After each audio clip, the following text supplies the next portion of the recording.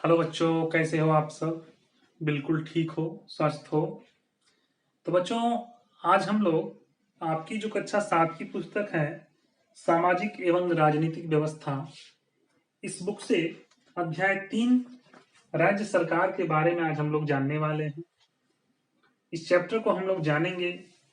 इसके पहले के चैप्टर्स को मैं आशा करता हूं कि आप मेरे वीडियो में जान पाए होंगे। आज हम लोग अध्याय 3 जानेंगे राज्य सरकार के बारे में, कि राज्य सरकार कैसे कैसे कार्य करती है, राज्य सरकार का गठन कैसे होता है, सरकार कैसे चलती है, आदि बिंदुओं पर हम लोग चर्चा करेंगे इस चैप्टर में। तो इसमें हम लोग जानने वाले हैं कि सरकार 3 स्तरों पर कार्य करती है: केंद्र, राज्य और स्थानीय स्तर। स्थानीय स्तर, इस पर काफी चर्चाएं पिछले अध्याय में हुई है। तो इस अध्याय में हम लोग क्या क्या चीज जानेंगे, इस पर आप लोग गौर करेंगे बच्चों।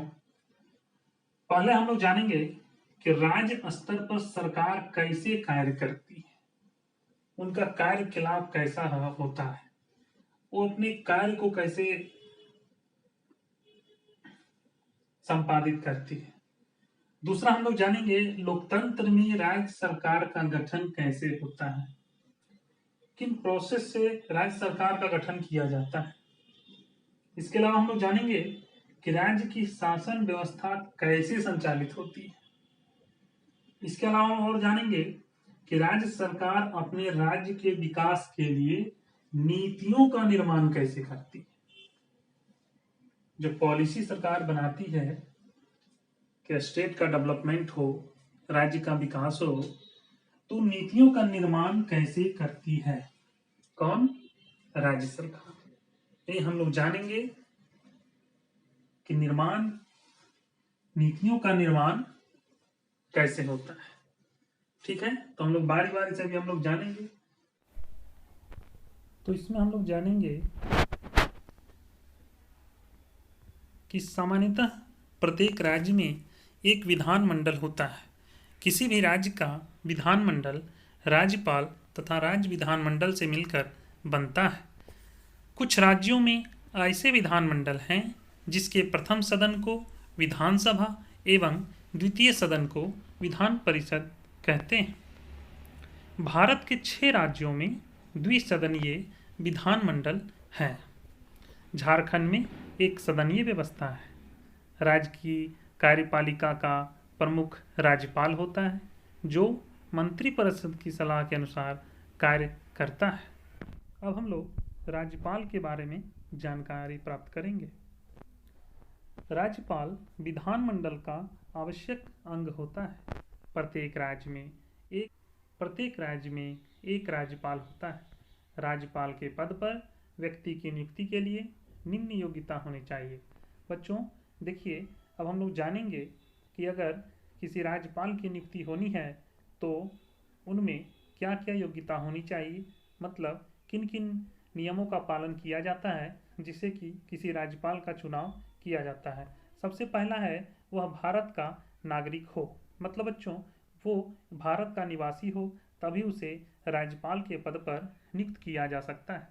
दूसरा, वह 35 वर्ष की आयु पूरा कर चुका हो, मतलब 35 वर्ष होना कम से कम चाहिए। तीसरा है वह राज्य सरकार या केंद्र सरकार या राज्यों के नियंत्रण के अधीन किसी सार्वजनिक कंपनी जैसे heavy engineering corporation limited, Bharat तेल एवं प्राकृतिक गैस निगम आदि में लाभ के पद पर कार्यरत न हो। आगे है वह राज्य विधानसभा के सदस्य की योग्यता रखता हो। तो हम लोग देखें बच्चों कि राज्यपाल के पद पर अगर किसी व्यक्ति की नियुक्ति करनी है तो इन अर्हताओं को अगर वो पूरा करता है तो उसे राज्यपाल बनाया जा सकता है। राज्यपाल की नियुक्ति प्रधानमंत्री की अनुशंसा पर राष्ट्रपति के द्वारा की जाती है। तो जैसा कि बच्चों आप लोग जानेंगे कि जो राज्यपाल की नियुक्ति होती है वो प्रधानमंत्री की अनुशंसा पर राष्ट्रपति के द्वारा की जाती है। इन सभी बातों को बच्चों आप लोग जरूर से जरूर नोट करेंगे ताकि आपको आगे आने वाले समय में आपको मदद मिल सके कि राज्यपाल की नियुक्ति प्रधानमंत्री की अनुशंसा पर राष्ट्रपति के द्वारा की जाती है। राज्यपाल अपने पद ग्रहण की तिथि से 5 वर्षों के लिए नियुक्त होता है। मतलब बच्चों आप लोग जानेंगे इसमें कि राज्यपाल जो है वो अपने पद ग्रहण की तिथि से यानी जिस दिन राज्यपाल की नियुक्ति की गई है उस डेट से 5 साल तक उनको नियुक्त किया जाता है। लेकिन आवश्यकता पड़ने पर राष्ट्रपति उसे कभी भी पद से हटा सकता है। मतलब उसके चुनाव हो जाने के बाद आवश्यकता पड़ने पर उनको कभी भी हटाया जा सकता है, यानी 5 साल से पहले भी हटाया जा सकता है। देखिए बच्चों आगे, राज्यपाल विधानमंडल का 17वां तथा 17वां करता है। राज्य की कार्यपालिका संबंधी समस्त शक्तियां राज्यपाल में सन्निहित होती है। वह प्रत्यक्ष रूप से अथवा अधीनस्थ अधिकारियों के माध्यम से इसका उपयोग करता है। विधानसभा के चुनाव के बाद पहले सत्र में तथा प्रत्येक वर्ष के पहले सत्र में राज्यपाल विधानमंडल को संबोधित करता है। राज्य विधानमंडल द्वारा पारित विधेयक राज्यपाल के हस्ताक्षर के बाद ही अधिनियम बन पाता है। राज्यपाल अपने राज्य के सभी विश्वविद्यालयों के कुलाधिपति भी होते हैं। इनकी स्थिति राज्य में वही होती है जो केंद्र में राष्ट्रपति की होती है।